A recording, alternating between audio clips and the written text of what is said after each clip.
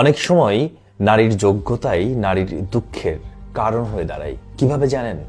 কারণ এই সমাজে নারীর অযোগ্যতা এটা কোনো সমস্যা না, সমস্যা হলো তার যোগ্যতা। যে নারী বোঝে সে বেশি সহ্যও করে, আর যে নারী বুদ্ধিমান সে নিজেকে চুপ করিয়ে রাখে, কারণ সে জানে বেশি কথা বললে ঝামেলা আরো বাড়ে। আর যে নারী সক্ষম তার কাছ থেকে সবাই নেয়, কিন্তু কেউ ভাবে না সে ক্লান্ত কিনা।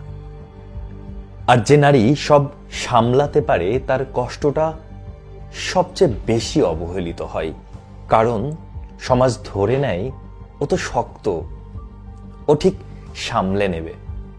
এইভাবেই নারীর যোগ্যতা ধীরে ধীরে তার দুঃখের কারণ হয়ে দাঁড়ায়।